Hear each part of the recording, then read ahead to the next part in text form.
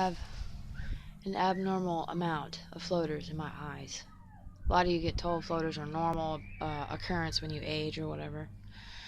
But as a familiar TI, you know that you have targets in your eye.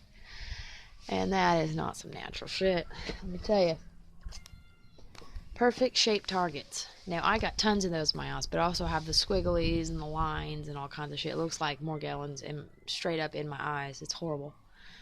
And they just build up more and more each and every day. I didn't have this a year ago. I mean, I could barely see out of my eyes now. I didn't have this a year ago. And I'm going to put two and two together here. Didn't know how to move shit with my mind exactly a year ago. So, yeah, pretty much letting me know what the deal is. They put this shit in my eyes. I mean,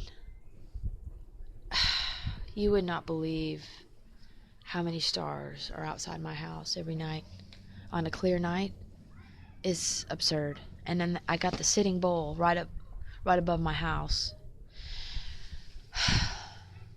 It's too much sometimes, you know.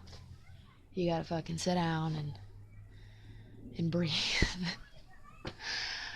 Yeah, I mean, and then it's not even okay. So you got tons of stars outside my house, but then you got the one, and they always sit like right here, like right over here, low, you know.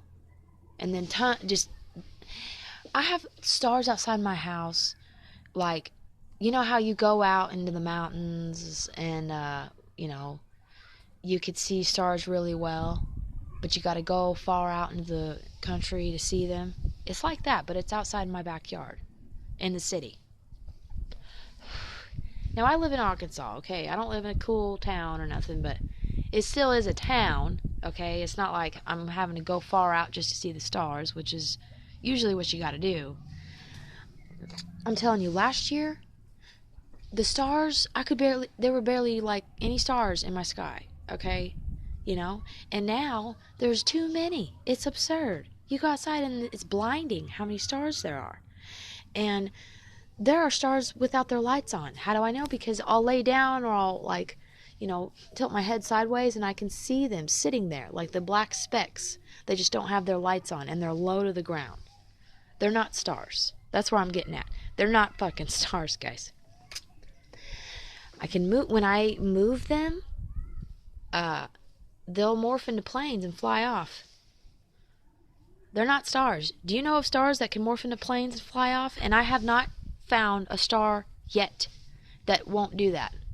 I'll go up high in the sky because I'd question it. Like, okay, that's not a fucking star. The ones low to the ground certainly aren't stars, guys.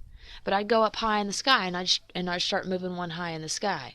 And that one would fucking morph into a plane. Starting to think that maybe there's no such thing as a fucking star. I mean, it's a pretty bold statement, but I mean, damn, you know.